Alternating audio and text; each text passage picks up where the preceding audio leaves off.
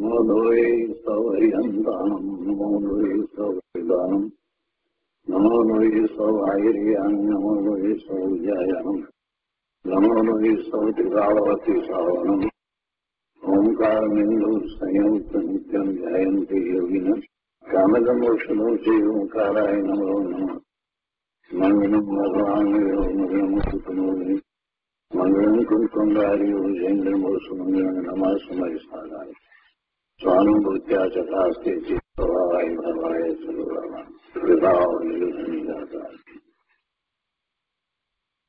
સમય સાર ભગવાન કુંકુંદાચાર્ય રચિત સમયસાર તથા ભગવાન અમૃતચંદ્રાચાર્ય રચિત આત્મખ્યાતિ ટીકા કળશ સહિત એનો સ્વાધ્યાય ચાલે છે. એમાં પરિશિષ્ટમાં કળશ 267 સુધી આપણે સ્વાધ્યાય કર્યો છે. કળશ 267માં એ વાત આવી કે જે ત્યાગવાદમાં પ્રવીણ છે અને સુનિશ્ચળ સંયમ એટલે કે રાગ આદિ અશુદ્ધ પરિણતિ જેમાં નથી એનો ત્યાગ થયો છે એવો સંયમ એ બંનેમાં ઉપયોગને જોડીને રહ્યો છે એવો એ આત્મા એ પુરુષ એ નિરંતર પોતાના આત્માની ભાવના કરે છે અને એ જ્ઞાનનય અને ક્રિયાનયની પરસ્પર મૈત્રીનું પાત્ર થયો છે. એટલે કે એવી એને મૈત્રી પ્રગટ કરી છે અને એમ એને જ્ઞાન માત્ર નિજ ભાવની ભૂમિકાનો આશ્રય છે. અને એવો પુરુષ એ સાધક છે જે પોતાની પૂર્ણ સિદ્ધ દશાને પ્રગટ કરે છે. એટલે સમ્યક દર્શન અને સંયમ એ બે સહિત જેની દશા થઈ છે એ સિદ્ધ દશાને પ્રગટ કરે છે. હવે આ પછીથી આગળ આચાર્ય ભગવાન કહે છે કે આ રીતે જે પુરુષ આવી ભૂમિકાનો આશ્રય કરે છે તે જ અનંત ચતુષ્ટયમય આત્માને પામે છે. ભૂમિકાની વાત કરી અને એ સિદ્ધ દશાને પ્રાપ્ત કરે છે તો એ શેને પ્રાપ્ત કરે છે એ વાત હવે આચાર્ય ભગવાને અહીંયા કળશ 268માં કરી છે. એ છે કે આમ જે પુરુષ આ ભૂમિકાનો આશ્રય કરે છે તે જ અનંત ચતુષ્ટયમય આત્માને પામે છે. તો આપણે કળશ 268 લઈએ. કળશ 268 ચિત્ત પિંડ ચંડીમ વિલાસી વિકાસ હાસ શુદ્ધ પ્રકાશ પર નિર્ભર સુપ્રભાત આનંદ સુસ્થિત સદાય અસ્ખલિત એક રૂપ તસ્ય એવ ચ અયમ ઉદયતિ અચલ અર્ચી આત્મા. કળશ 268ના અર્થમાં અહીંયા કહે છે કે તસ્ય એવ એટલે પહેલા જ એની વાત કરવામાં આવી છે એટલે કે પૂર્વોક્ત રીતે જે પુરુષ આ ભૂમિકાનો આશ્રય કરે છે તેને જ તસ્ય એવ તેને જ જે અગાઉના કળશમાં વાત કરવામાં આવી એવી ભૂમિકામાં જે રહ્યો છે તેને જ ચૈતન્ય પિંડનો નિર્ગળ વિલસતો જે વિકાસ એટલે કે ચિત્ત પિંડ ચંડીમ વિલાસી વિકાસ હાસ ચૈતન્ય પિંડનો નિર્ગળ વિલસતો જે વિકાસ તે રૂપ જેનું ખીલવું છે, શુદ્ધ પ્રકાશની અતિશયતાને લીધે જે સુપ્રભાત સમાન છે.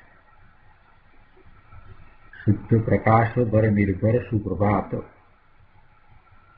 આનંદ સુસ્થિત સદા અસ્ખલિત એક રૂપ. આનંદમાં સુસ્થિત એવું જેનું સદા અસ્ખલિત એક રૂપ છે. ચ અચલ અર્ચી અયમ આત્મા ઉદયતી, અને અચલ જેની જ્યોતિ છે એવો આ આત્મા ઉદય પામે છે.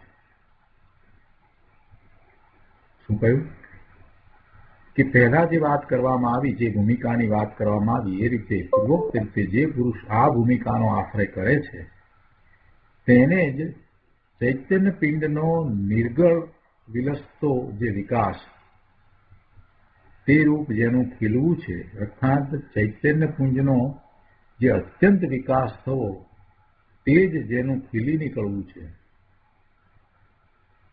શુદ્ધ પ્રકાશની અતિશયતાને લીધે જે સુપ્રભાત સમાન છે, આનંદમાં સુસ્થિત એવું જેનું સદા અસ્ખલિત એક રૂપ છે, અને અચળ જેની જ્યોતિ છે એવો આ આત્મા ઉદય પામે છે. બહુ સરસ વાત કરી છે. જે પ્રાપ્ત થાય છે એનું આચાર્ય ભગવાને વર્ણન કર્યું છે. પોતાનો આત્મા પ્રાપ્ત થાય છે, પોતાના શુદ્ધ સ્વરૂપની પ્રાપ્તિ થાય છે, એટલાથી ખ્યાલ નથી આવતો કે એને શું પ્રાપ્ત થાય છે. અનંત ચતુષ્ટયની પ્રાપ્તિ થાય છે, અને એ કેવી રીતે છે એનું આ વર્ણન કર્યું છે. વિકાસની વાત કરતા કહે છે કે ચૈતન્ય પિંડનો નિર્ગળ વિલસતો જે વિકાસ, એટલે એવું ખીલવું. પોતે સાધક થઈ અને પુરુષાર્થ કરે છે, સમ્યક દર્શન સહિત એ પોતે પુરુષાર્થ કરે છે, અને પુરુષાર્થ કરતા પછી એ પૂર્ણ દશા ખીલી ઉઠે છે, એવો પૂર્ણ વિકાસ થઈ જાય છે. ચૈતન્ય પુંજનો જે અત્યંત વિકાસ થવો, તે જ જેનું ખીલી નીકળવું છે, એવો આ શુદ્ધ પ્રકાશની અતિશયતાને લીધે જે સુપ્રભાત સમાન છે. સુપ્રભાત સમાન એટલે સૂર્યોદય થાય છે, અને જે પ્રકાશ અંધકારને દૂર કરી દે છે, એવી રીતે આ આત્માનો જ્ઞાનરૂપી પ્રકાશ છે એ સુપ્રભાત સમાન છે. અને એમાં સાથે શું છે તો કે છે કે આનંદમાં સુસ્થિત એવું એનું સ્વરૂપ છે, અને એમાં કાંઈ પડવા પણ થતું નથી, ઘટતું નથી. એટલે આનંદમાં સ્થિત એવું જેનું સદા અસ્ખલિત એક રૂપ છે. આનંદ પણ કેવો? એક સરખો આનંદ રહે છે, અવ્યાભાસ આનંદ, અને અચળ જેની જ્યોત છે એવો આ આત્મા ઉદય પામે છે. ભાવાર્થમાં પંડિતજી કહે છે કે અહીં ચિત્તપિંડ ઇત્યાદિ વિશેષણથી અનંત દર્શનનું પ્રગટ થવું બતાવ્યું છે. ચિત્તપિંડ શબ્દ મૂક્યા છે ને, ચિત્તપિંડ, એના દ્વારા પંડિતજી કહે છે કે એ વિશેષણથી અનંત દર્શનનું પ્રગટ થવું બતાવ્યું છે. શુદ્ધ પ્રકાશ ઇત્યાદિ વિશેષણથી અનંત જ્ઞાનનું પ્રગટ થવું બતાવ્યું છે. જ્ઞાન પ્રકાશ છે ને એટલે. અને આનંદ સુસ્થિત ઇત્યાદિ વિશેષણથી અનંત સુખનું પ્રગટ થવું બતાવ્યું છે. અને અચલાર્થી વિશેષણથી અનંત વીર્યનું પ્રગટ થવું બતાવ્યું છે. અચલાર્થી વિશેષણથી અનંત વીર્યનું પ્રગટ થવું બતાવ્યું છે. એટલે આ ચાર શબ્દો અમૃતચંદ્રાચાર્ય ભગવાને આ કળશમાં વિશેષણ રૂપે જે મૂક્યા છે, એ દ્વારા અનંત દર્શન, અનંત જ્ઞાન, અનંત સુખ અને અનંત વીર્યની પ્રાપ્તિ થાય છે, એમ પંડિતજીએ સુંદર અર્થ કર્યો છે.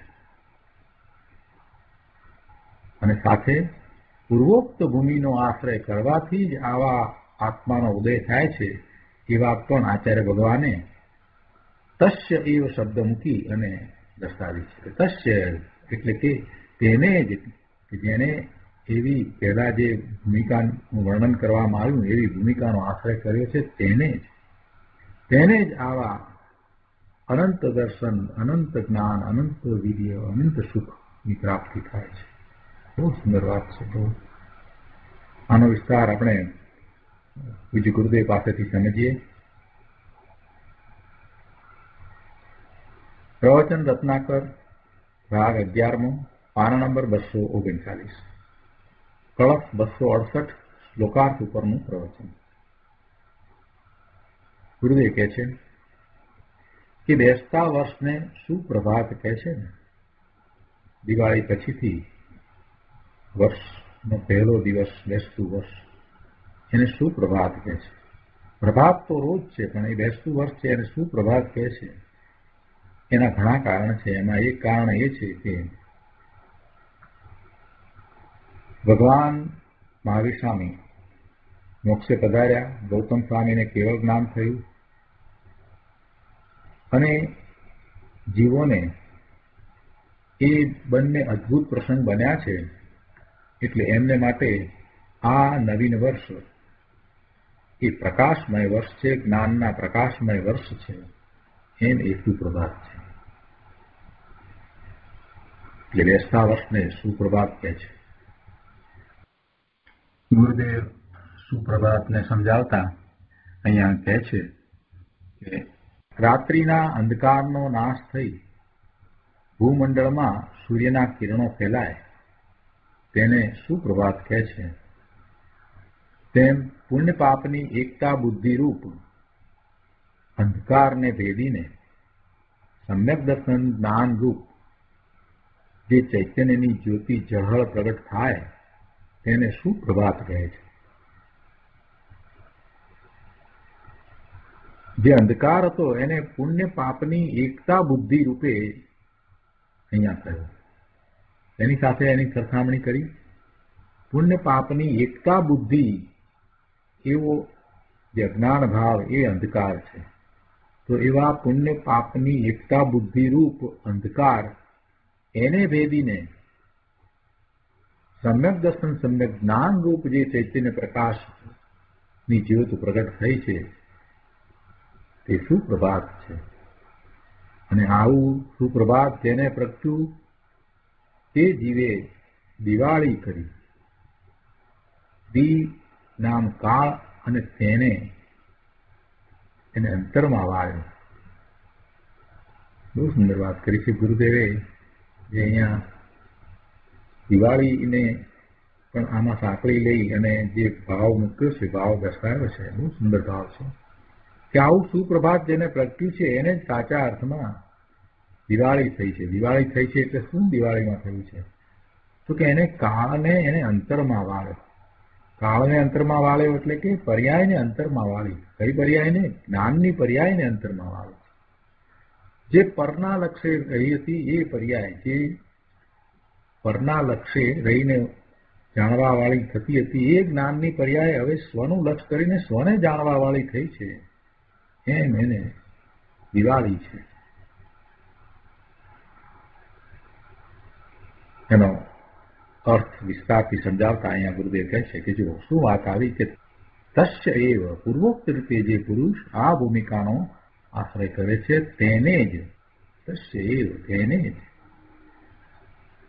ચિત્તપિંડ ચંડીમ વિલાસી વિકાસ હાસ, ચૈતન્ય પિંડનો નિર્ગળ વિલસતો જે વિકાસ તે રૂપ જેનું ખીલવું છે, અર્થાત ચૈતન્ય પુંજનો જે અત્યંત વિકાસ થવો તે જ જેનું ખીલવું છે, ખીલી નીકળવું છે, એ જે વાત કરી ને એમ એ આત્મા ઉદય પામે છે. તો ગુરુદેવ એને સમજાવતા કહે છે 240મા પાના ઉપર કે જુઓ શું કહે છે.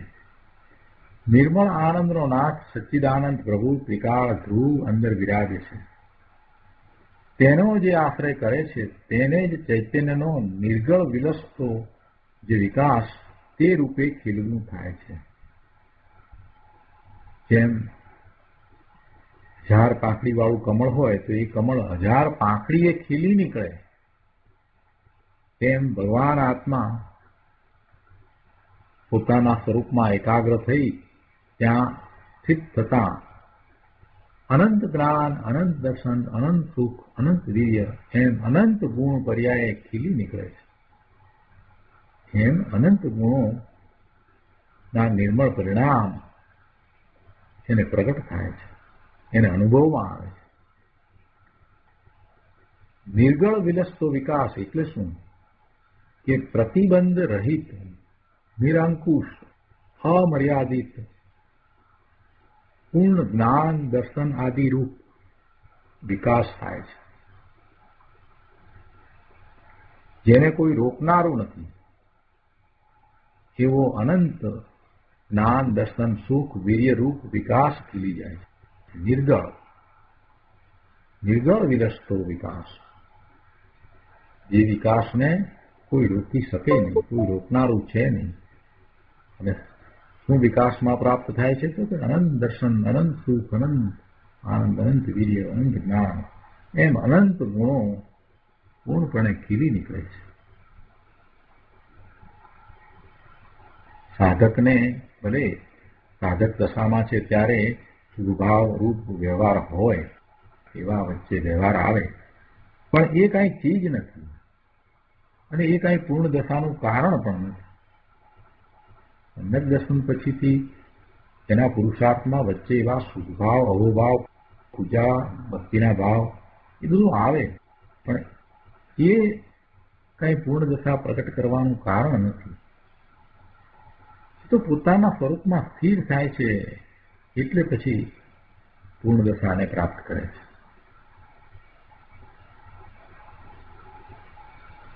આગળ કળશની વાતને સમજાવે છે કે વળી એમ કહ્યું ને કે શુદ્ધ પ્રકાશ ભર નિર્ભર સુપ્રભાત, શુદ્ધ પ્રકાશની અતિશયતાને લીધે જે સુપ્રભાત સમાન છે એવું આ આત્મા ઉદય પામે છે. શું કહ્યું? શુદ્ધ પ્રકાશની અતિશયતા એટલે શું?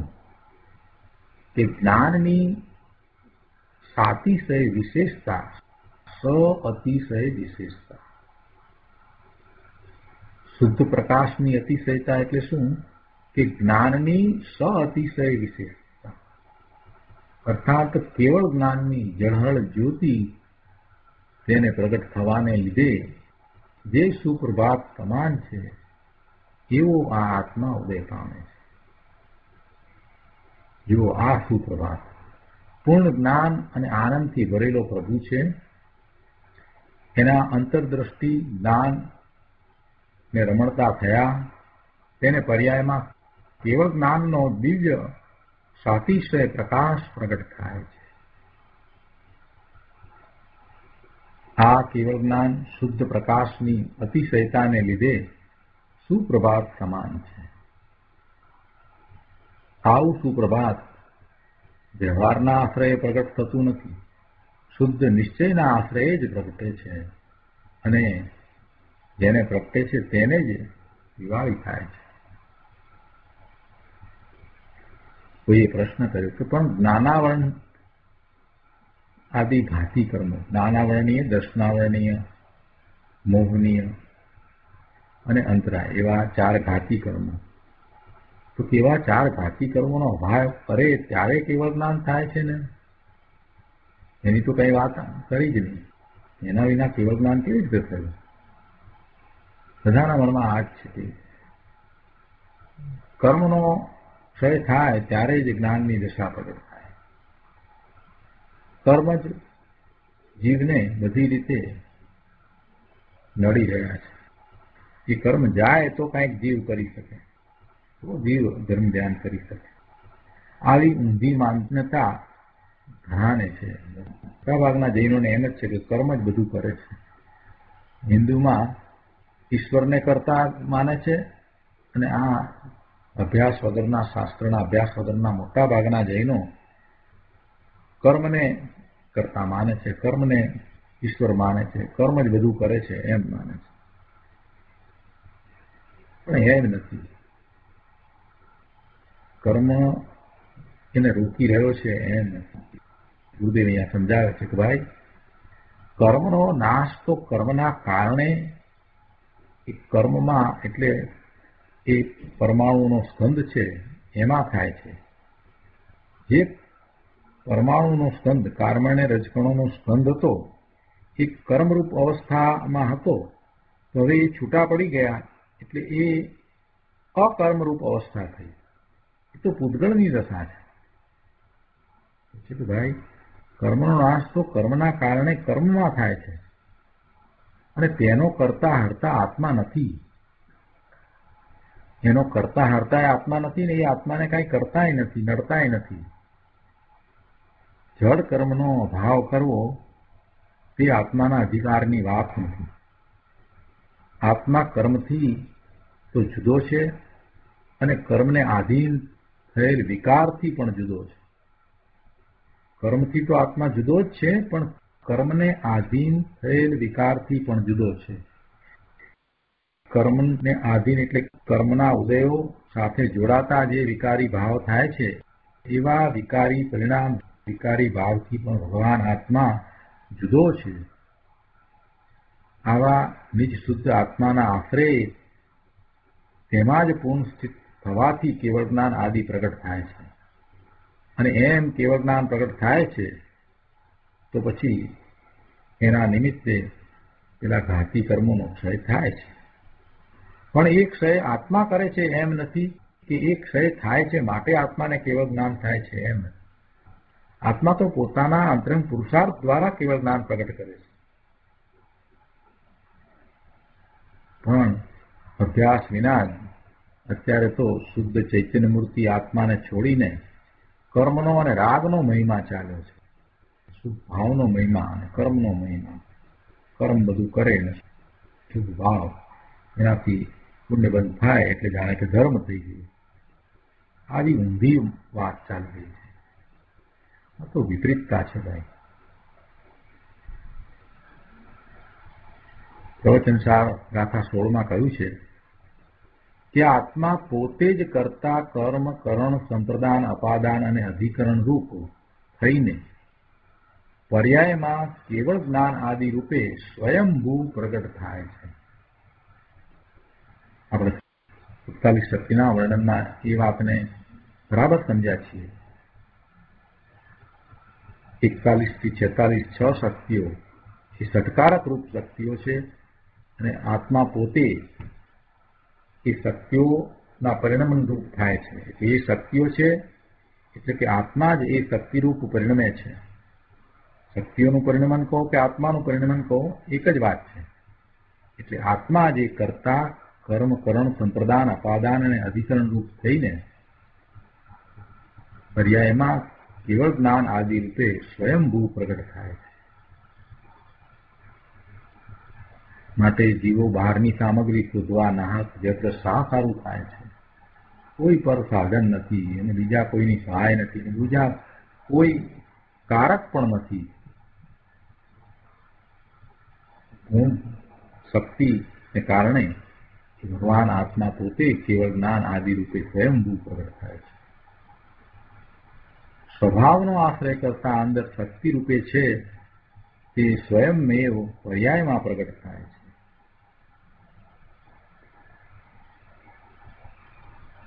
અંદરમાં શક્તિ રૂપે જે પડ્યું છે એ પર્યાયમાં પ્રગટ થાય છે. જે શક્તિરૂપ છે એની વ્યક્તતા થાય છે, એની વ્યક્તિ થાય છે. તેમાં બાહ્ય સામગ્રીની કોઈ અપેક્ષા નથી, ગરજ નથી. વળી ત્યાં એક દ્રવ્યઘાતી અને એક ભાવઘાતી, એક ઘાતી કર્મના બે પ્રકાર કયા છે, દ્રવ્યઘાતી અને ભાવઘાતી. તો પોતે જ રાગમાં અટવાયો છે તે ભાવઘાતી છે, અને તે જીવનો ઘાત કરે છે, એટલે એના સ્વભાવ ભાવનો ઘાત કરે છે. અને એમાં દ્રવ્ય કર્મ તો નિમિત્ત છે, તો નિમિત્ત હોય, પણ તે જીવની દશાનો ઘાત કરે છે એમ નથી. દ્રવ્યઘાતી કર્મ નિમિત્ત માત્ર છે. અને ભાવઘાતી કર્મનો વિચાર કરીએ તો ભાવઘાતી કેવું છે? તો કે જીવ પોતે જ એવા ભાવે થઈ અને ભાવઘાતી કર્મે થાય છે. ભાવઘાતી કર્મનો બંધ એને કેમ પડે છે? તો કે એવા વિભાવ ભાવે વિકારી ભાવે થાય છે એટલે એ આશરો અને એમ એ ભાવ બંધ પડે છે. તો એવા જે ભાવઘાતી કર્મ છે એ જીવના સ્વભાવ ભાવનો ઘાત કરે છે. તો એ તો પોતે જ કર્યો છે, પોતે જ પોતાના સ્વભાવ ભાવનો ઘાત કરે છે. એમાં દ્રવ્ય કર્મ નિમિત્ત હો પણ એ જીવની દશાનો ઘાત કરે છે. એમ દ્રવ્યઘાતી કર્મ નિમિત્ત માત્ર છે. તો ભગવાન આત્મા પોતે સમ્યક દર્શન, સમ્યક જ્ઞાન, સમ્યક ચારિત્ર્યના પરિણામ પ્રગટ કરીને એવી સાધક દશાને પ્રગટ કરીને જ્યારે સંયમ સહિત વિચરે છે એવી ભૂમિકા અને પ્રાપ્ત કરે છે તો પોતાના પુરુષાર્થથી પોતે જ સ્વયંભૂ થાય છે. એટલે કે કેવળ જ્ઞાન પ્રગટ કરે છે. એમાં એને બીજા કોઈની અપેક્ષા નથી, કેમ કે એ પોતે જ કર્તા કર્મકરણ સંપ્રદાન અપાદાન અને અધિકરણ રૂપ થઈને પર્યાયના કેવળ જ્ઞાન આદિ રૂપે સ્વયંભૂ પ્રગટ થાય છે. આગળ કોઈએ પ્રશ્ન કર્યો કે ભગવાનને દીન દયાળ કહે છે તે શું છે? ગુરુદેવ કહે છે કે ભગવાન દીન દયાળ છે એટલે કે પર્યાયની પામરતા એ દીનતા હતી. દીન એટલે ગરીબ. આમાં દીને દીર્ઘય કરવામાં આવે એટલે દીન એટલે ગરીબ. દને રસ્વઈ દીન કહીએ એટલે દિવસ થાય અને દને દીર્ઘય દીન કહીએ એટલે ગરીબ થાય. તો અહીંયા દીન દયાળ છે એટલે દીર્ઘય છે. એટલે ભગવાન દીન દયાળ છે એમ આપણે જે કહીએ છીએ તો એનો અર્થ શું થયો? જે કહે છે કે દીન દયાળ એટલે કે પર્યાયની પામરતા. પર્યાયની પામરતા એ દીનતા છે, એ ગરીબાઈ છે. તેને તોડીને જો જેને પર્યાયનું લક્ષ્ય છે એ તો પોતાના સ્વરૂપને પ્રાપ્ત કરી શકતો નથી એટલે એ તો બિચારો ગરીબ છે.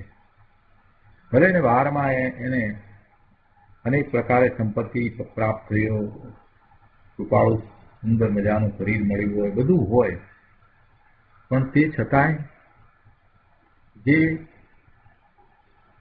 પર્યાયને લક્ષ્ય રહ્યો છે એ તો સમ્યક દર્શન પ્રગટ કરતો જ નથી. સ્વરૂપને લક્ષ્ય થયા વિના સમ્યક દર્શન થતું જ નથી અને સમ્યક દર્શન વિના ધર્મની શરૂઆત પણ નથી. એટલે જેને એવું પર્યાયનું જ લક્ષ્ય છે, પર્યાય દ્રષ્ટિ છે, એ પામર છે, એ દીન છે, એ ગરીબ છે. તો એવી પર્યાયની પામરતા, એવી ગરીબાઈ, એવી દીનતા હતી તો તેને તોડીને સ્વ આશ્રયે ભગવાન પોતાની પ્રભુતા પ્રગટ કરીને પોતે જ દીન દયાળ થયા છે. શું કહ્યું? ભગવાનની વાત એટલે તીર્થંકર ભગવાનની વાત છે કે તીર્થંકર ભગવાનને દીન દયાળ થયા. તો એ દીન દયાળ એટલે એ પર બીજાઓ જે દીન છે, ગરીબ છે, એની ઉપર દયા કરે છે એટલે દીન દયાળ છે એમ નહીં. પરમેશ્વર જીનેશ્વર ભગવાન એ બીજાઓ ઉપર દયા કરે અને એમની ગરીબાઈને, એમની દીનતાને દૂર કરે એવા દીન દયાળ નથી ભાઈ. પ્રભુએ તો કરુણા કરી જ છે. પ્રભુએ તો આ માર્ગ બતાવ્યો છે, મોટામાં મોટી કરુણા છે અને એમણે તો પોતે જે લક્ષ્મી પ્રાપ્ત કરી છે, પોતાના સ્વરૂપની જે પૂર્ણ લક્ષ્મી પોતે જે પ્રાપ્ત કરી છે એનો માર્ગ બતાવી દીધો છે. અને એટલું જ નહીં પણ આપણને સિદ્ધ સમાન કહી અને એમ બતાવી દીધું કે તું પણ મારા જેવી દશા પ્રગટ કરી શકે એવો જ છે. એવું અભૂતપૂર્વ જ્ઞાન આપણને આપ્યું છે. હવે એનાથી બીજી મોટી કઈ વસ્તુ હોય? પ્રભુએ તો એવી કરુણા વરસાવી દીધી છે પણ એ કરુણાનું ભાજન આપણે થયા જ નથી. આપણે પ્રભુને સમજ્યા જ નથી. એટલે હજી પ્રભુ પાસે જઈએ છીએ અને માગીએ છીએ, એટલે કે દેરાસરમાં જઈએ છીએ, દર્શન કરવા જઈએ છીએ ને કાંઈક માગીએ છીએ, પ્રભુ મને આમ આપજે ને તેમ આપજે, આપ તો દયાળુ છો, દીન દયાળ છો. વાસ્તવમાં એમ પ્રભુ તો પોતાના સ્વરૂપને વિશે બિરાજી ગયા છે અને એમને જે આપવાનું હતું એ આપી ચૂક્યા છે. અને અત્યારે તીર્થંકર ભગવાન એમની ઓમકાર ધ્વનિ દ્વારા એવા જ્ઞાનના ધોધ વહેરાવી રહ્યા છે કે જે આપણે ગણધર અને આચાર્ય ભગવાન દ્વારા પ્રાપ્ત કરીએ છીએ. એ તો પ્રભુનો એવો મહા ઉપકાર તો વર્તે જ છે. એવી મહાલક્ષ્મી આપણને એમણે આપી દીધી છે, એવું જ્ઞાન આપણને આપ્યું જ છે અને હંમેશા તો પ્રાપ્ત થાય છે.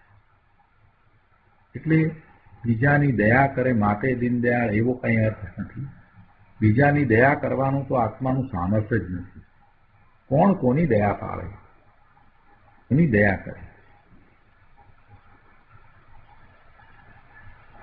અહીંયા ભગવાન દીનદયાળ કહ્યા તો એમાં ગુરુદેવે આ રીતે અર્થ કર્યો કે પર્યાયની પામરતા એ દીનતા, અને એવી દીનતાને તોડીને સ્વ આશ્રય ભગવાન પોતાની પ્રભુતા પ્રગટ કરીને પોતે જ દીનદયાળ થયા. ભગવાને પોતાની દીનતા દૂર કરી પૂર્ણ પ્રભુતા પ્રગટ કરી એટલે એ દીનદયાળ છે. એમને દીનદયાળ કહીએ. અને એમ પ્રત્યેક આત્મા કરી શકે છે. દરેક આત્મા એમ દીનદયાળ થાય છે, થઈ શકે એવો છે. સ્વના આશ્રયે જે નિર્મળ પરિણામ થાય છે એ નિર્મળ પરિણામથી વિશેષ કોઈ મૂલ્યવાન નથી. એટલે એવી વસ્તુની પ્રાપ્તિ થતા કોઈ પણ પ્રકારની હવે દીનતા રહેતી નથી. જેણે એવો સ્વનો આશ્રય કર્યો છે એ પોતાની પૂર્ણ દશાને પણ પ્રગટ કરવાનો જ છે, એમ એ દીનદયાળ થાય છે. કહે છે કે શુદ્ધ ચૈતન્ય સ્વરૂપની શક્તિને વ્યક્ત કરવાનો ઉપાય, શુદ્ધ ચૈતન્ય સ્વરૂપની શક્તિને વ્યક્ત કરવાનો ઉપાય તે ચૈતન્ય સ્વરૂપમાં અંતર એકાગ્ર થવું તે જ છે. કેવળ જ્ઞાનનો શુદ્ધ પ્રકાશ પ્રગટ થાય તે અંતર એકાગ્રતાની પૂર્ણતા થતા થાય છે. કઈ બહારથી કેવળ જ્ઞાન પ્રાપ્ત થાય છે એમ નથી. આવું કેવળ જ્ઞાન શુદ્ધ પ્રકાશની અતિશયતાને લીધે કહે છે કે સુપ્રભાત સમાન છે. આ કેવળ જ્ઞાન છે તે સુપ્રભાત સમાન છે, કેમ કે એમાં જ્ઞાનની અતિશયતા છે.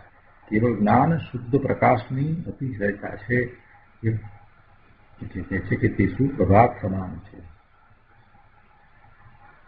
કળશ ટીકાકાર શ્રી રાજમલજીએ સમ્યક દર્શન સમ્યક જ્ઞાનને સુપ્રભાત કહ્યું છે, કેમ કે તેમાં દર્શન મોહનો નાશ થઈને સમ્યક જ્ઞાનનો જાજ્વલ્યમાન સૂર્ય ઉગે છે. આમ સમ્યક જ્ઞાનને પૂર્ણ કેવળ જ્ઞાન સુપ્રભાત સમાન છે.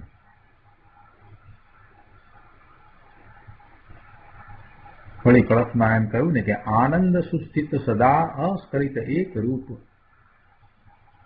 આનંદમાં સુસ્થિત એવું જેનું સદા અસ્ખલિત એક રૂપ છે એ વાત કરીને અને એમ એ આત્મા ઉદય પામે છે. તો એનો અર્થ કરતા ગુરુદેવ અહીંયા કહે છે કે પૂર્ણ આનંદનો નાથ આનંદ ઘન પ્રભુ અંદર પોતે છે. એનો પર્યાયમાં સ્વીકાર કરી તેમાં જ લીન રહે તેને અનંત આનંદની દશા પ્રગટ થાય છે. પૂર્ણ આનંદનો નાથ આનંદ ઘન પ્રભુ અંદર પોતે છે. એનો પર્યાયમાં સ્વીકાર કરી, એનો પર્યાયમાં સ્વીકાર કરવો એટલે કે પોતાના જ્ઞાન દર્શનના ઉપયોગને તે તરફ વાળવા. તેથી જે હવે દર્શન જ્ઞાનની પર્યાય થાય છે તે પોતાના નિર્મળ ભવનને સ્વીકારવા વાળી, એને અનુભવવા વાળી થાય છે. એને પર્યાયમાં સ્વીકાર કરવો. પૂર્ણ આનંદનો નાથ આનંદ ઘન પ્રભુ અંદર પોતે છે. એનો પર્યાયમાં સ્વીકાર કરી તેમાં જ લીન રહે તેને અનંત આનંદની દશા પ્રગટ થાય છે. કઈ પર્યાયમાં સ્વીકાર થાય છે? જ્ઞાનની પર્યાયમાં સ્વીકાર થાય છે. કેવી રીતે કરે છે? તો કે જ્ઞાન દર્શનના ઉપયોગને સ્વ તરફ વાળીને. કેમ કે જ્ઞાન દર્શન એ ઉપયોગાત્મક છે, એવા ઉપયોગને સ્વ તરફ વાળે છે. તો હવે જે નવી પર્યાય થાય છે એ પર્યાય, એ જ્ઞાન દર્શનની પર્યાય, એ સ્વરૂપને જાણવા વાળી છે. અને સ્વરૂપ કેવું છે? તો કે અનંત શક્તિઓનું જેમાં નિર્મળ પરિણમન છે, નિર્મળ ભવન છે, એવું સ્વરૂપ છે. અનંત ગુણ છે. એ અનંત ગુણ કંઈક એને દેખાય છે એમ નહીં, પણ અનંત ગુણોનું એક રૂપ પરિણમન એને અનુભવમાં આવે છે, એટલે અનંત ગુણ છે. એમ જ્ઞાનનું પરોક્ષપણું છે અને સાથે અતિન્દ્રિય આનંદના વેદનનું પ્રત્યક્ષપણું છે. તો એવો એ પોતે ભગવાન આત્મા પોતાને સ્વીકૃત થાય છે, એવો એનો સ્વીકાર થાય છે. પૂર્ણ આનંદનો નાથ આનંદઘન પ્રભુ અંદર પોતે છે, એનો પર્યાયમાં સ્વીકાર કરી તેમાં જ લીન રહે, જેને અનંત આનંદની દશા પ્રગટ થાય છે. એવી છે આ દશા? તો કહે છે કે પરમ અમૃતમય છે. પરમ અમૃતમય છે, એકલું અમૃત છે. ઇન્દ્ર અને ઇન્દ્રાણી એ લોકોનું મહાપુણ્ય હોય છે. એવા ઇન્દ્ર ઇન્દ્રાણીને મહાપુણ્યના યોગે જે સુખની સામગ્રી પ્રાપ્ત થઈ છે અને એમાંથી જે સુખની પ્રાપ્તિ થાય છે અને એમાંથી જે આનંદ પ્રાપ્ત થાય છે, એ આનંદમાં તો જેણે પોતાના સ્વરૂપનો અનુભવ કર્યો છે અને અતિન્દ્રિય આનંદ આવે છે, એવા અતિન્દ્રિય આનંદનો અંશ પણ નથી. અતિન્દ્રિય આનંદનું વેદન છે, એનો એક અંશ પણ બાહ્ય સુખ સામગ્રીમાંથી પ્રાપ્ત થતો નથી. પોતાના સ્વરૂપમાંથી અતિન્દ્રિય આનંદનું વેદન એ અલૌકિક આનંદનું વેદન છે, એ તો અમૃતમય છે. અને આ બાહ્ય સામગ્રીમાંથી જે કલ્પના કરી છે અને જે સુખ અને આનંદ આવે છે, એ તો ઝેર સમાન છે, એમ ગુરુદેવ વારંવાર સમજાવે છે. આ વાત ઘણીવાર ગુરુદેવે કરી છે. અતિન્દ્રિય આનંદના સ્વભાવથી છલોછલ ભરેલો પ્રભુ ધ્રુવ વિરાજે છે. તેનો જેણે આશ્રય લીધો તેને પર્યાયમાં જે અતિન્દ્રિય આનંદ પ્રગટ થાય છે, તેની આગળ ઇન્દ્રના ભોગો તુચ્છ ભાસે છે. પૂર્ણ આનંદ પરમ ઉત્કૃષ્ટ આનંદનું તો શું કહેવું?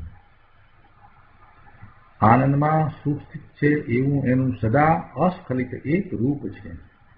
અસ્ખલિત, પડવાપણું છે નહીં, સ્ખલન થાય જ નહીં. સદાય આનંદમાં સુસ્થિત છે, આનંદમાં જ સ્થિત થયા છે, આનંદમાં જ રહ્યા છે, સદાય હંમેશ માટે આનંદમાં જ રહ્યા છે. અને એ આનંદ પણ કેવો? અવ્યાભાર, જેમાં કાંઈ વિક્ષેપ પડે નહીં, ઓછું થાય નહીં, એવો પૂર્ણ આનંદ. એવા આનંદમાં સુસ્થિત છે એવું એનું સદા અસ્ખલિત એક રૂપ છે. પૂર્ણ આનંદની દશા જે પ્રગટ થઈ તે અસ્ખલિત છે. હવે એ કાંઈ ફરે એમ નથી, બદલાઈ જાય એમ નથી. સાદી અનંત કાળ એવો ને એવો જ આનંદ રહ્યા કરે છે. સાદી અનંત અનંત સમાધિ સુખમાં સંસારનો અંત થઈને મોક્ષ દશા થઈ, તેમાં પૂર્ણ આનંદનું, એકલા આનંદનું, અનંત આનંદનું, અતિન્દ્રિય આનંદનું વેદન છે. અને તેમાં હવે કોઈ ફરક થાય નહીં એવું એ અસ્ખલિત છે.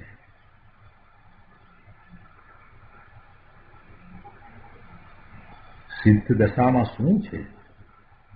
તો કહે છે કે સિદ્ધ દશામાં ત્યાં સ્વરૂપ લીનતાથી પ્રાપ્ત એકલા આનંદનું, અનંત આનંદનું વેદન છે. આ સિવાય બીજું કાંઈ જ નથી. આનંદ આનંદ આનંદ આનંદ, પરમ આનંદ, અવ્યાભાદ આનંદ, એવું પરમ સુખ, એવી શાંતિ. પૂર્ણ આનંદના નાથને ભેટવાથી જે આનંદની અનંત આનંદની દશા પ્રગટી છે, તે કહે છે કે ભગવાન સિદ્ધને અવિચલ અસ્ખલિત એક રૂપ છે. આવી વાત છે.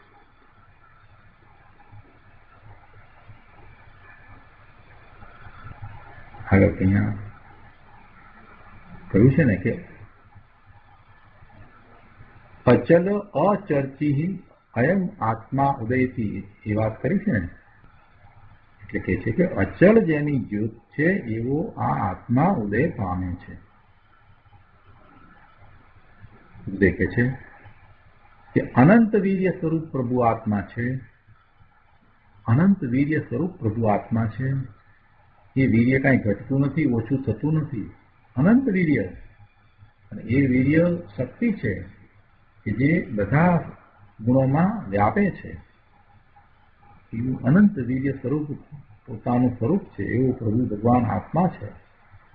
જેમાં લીન થઈ પરિણમતા અનંત જ્ઞાન દર્શન સુખ ઇત્યાદિ સહિત નિજ સ્વરૂપની રચના કરે એવું અનંત બળ તેને પ્રગટ થાય છે. એવું અનંત બળ એને પ્રગટ થાય છે, શક્તિ એને પ્રગટ થાય છે. નિજ સ્વરૂપની રચના કરે એવું અનંત બળ એને પ્રગટ થાય છે. જે શક્તિમાં છે તે તેનો આશ્રય લેતા અચળ જ્યોતિ રૂપ પ્રગટ થાય છે.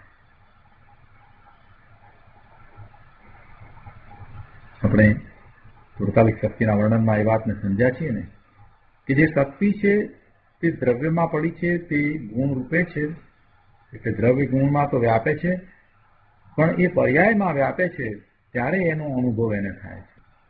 અનંત ગુણોનું એક રૂપ પરિણમન એને અનુભવમાં આવે છે, કેમ કે પર્યાયમાં એ પ્રગટ થાય છે. અનંત ગુણો કંઈ કુટસ્થ નથી, એનું પરિણમન છે, અને એ નિર્મળ પરિણમન છે એ અનુભવમાં આવે છે. એને એક સમયની વર્તમાન જ્ઞાનની પર્યાય અનુભવ સહિત જાણે છે.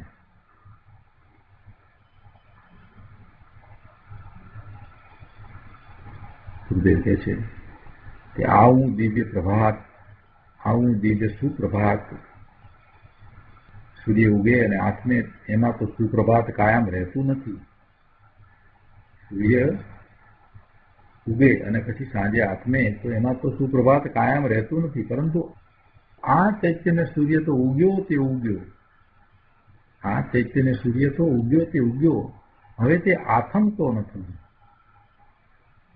આવું દિવ્ય સુપ્રભાત સાદી અનંત રહે એવો આ આત્મા ઉદય પામે છે.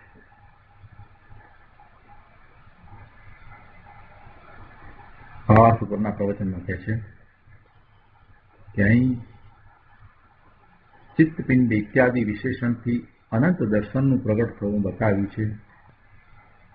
શુદ્ધ પ્રકાશ ઇત્યાદિ વિશેષણથી અનંત જ્ઞાનનું પ્રગટ થવું બતાવ્યું છે. આનંદ સુસ્થિત ઇત્યાદિ વિશેષણથી અનંત સુખનું પ્રગટ થવું બતાવ્યું છે. અને અચલાર્ચી વિશેષણથી અનંત વીર્યનું પ્રગટ થવું બતાવ્યું છે. જો ભાવાર્થમાં પંડિતજીએ અનંત ચતુષ્ટયની વાત લીધી છે કે આ કળશમાં અમૃતચંદ્રાચાર્ય ભગવાને અનંત ચતુષ્ટય પ્રગટ થાય છે, તો એ અનંત ચતુષ્ટય કઈ રીતે પ્રગટ થાય છે એ આ જુદા જુદા વિશેષણ દ્વારા દર્શાવ્યું છે.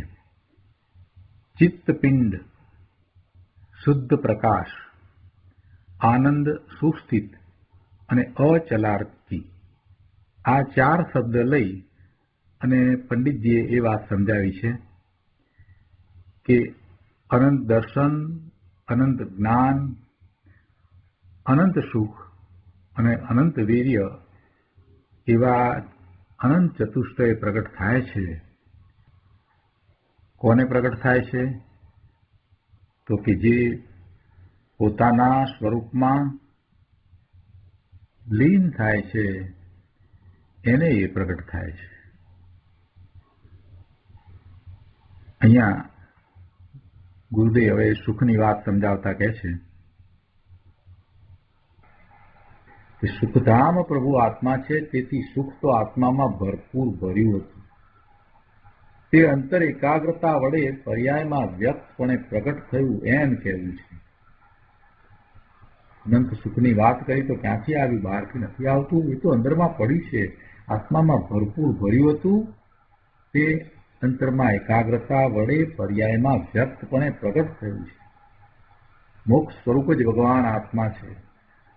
રાગની એકતા હતી તે ટળી એટલે એનું ભાન થયું. રાગની દ્રષ્ટિ હતી એટલે એને એનું ભાન થતું નહોતું કે પોતે મુક્ત સ્વરૂપ જ છે.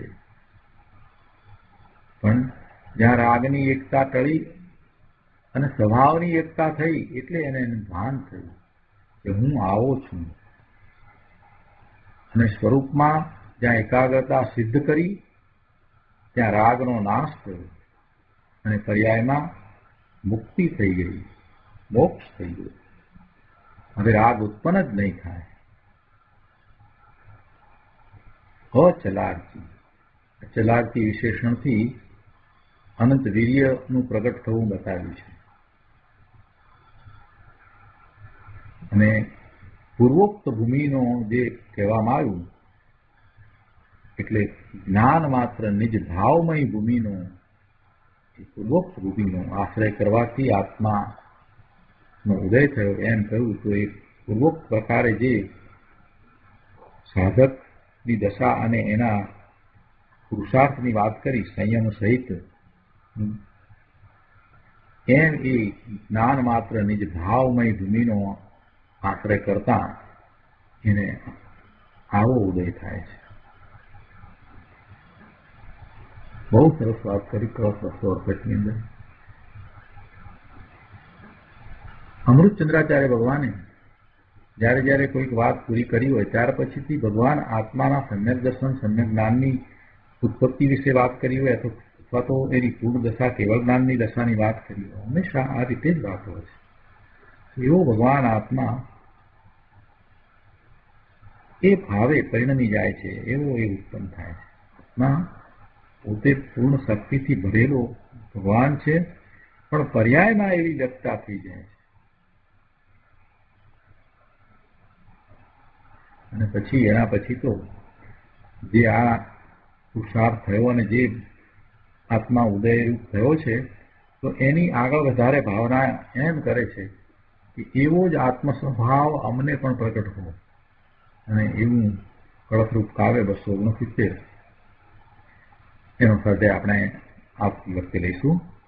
આજનો સ્વાધ્યાય અહીંયા સુધી રાખીએ છીએ. હવે સમયસારની સ્તુતિ બોલીશું. સંસારી જીવના ભાવ મરણો ટાળવા કરુણા કરી, સરિતા વહાવી સુધાતણી પ્રભુ વીર તે સંજીવની,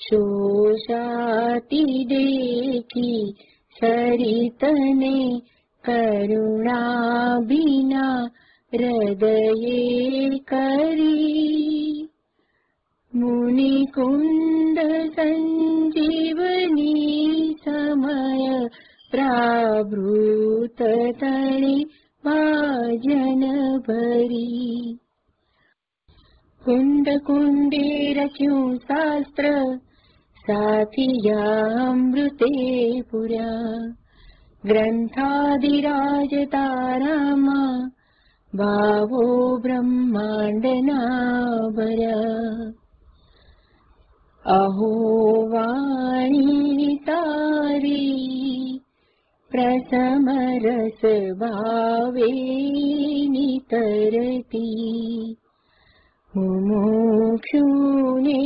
પાતી અમૃત રસ અંજલિ ભરી ભરી, અનાદિની મૂર્છા વિષતણી ત્વરાથી ઉતરતી, વિભાવેથી થંભી स्वरूप भणी दौड़े परिणति। तुम छे निश्चय ग्रंथ भंग सगड़ा, व्यवहारना भेदभाव। तू प्रज्ञा छी विज्ञान ने उदयनी, संधि सहु छेदवा। साथी साधक नो तुम्हानु जगनो, संदेश श्री वीरनो। विसामो भव क्लांतना हृदयनो, तुम पंथ मुक्ति तणो। सुने तने रस निबंध शिथिल थाय, जाने तने हृदय ज्ञानी तना जनाय। तू रोचता जगतनी रुचियाड़ से सौ, तू रीजता सकल ज्ञायक देव रीजे। बनाऊं पत्र कुंदना, रत्नोना अक्षरो लखी। तथापि कुंद सूत्रोना, अंकाय मूल्य ना करी। तथापि कुंद सूत्रोना, अंकाय मूल्य ना करी।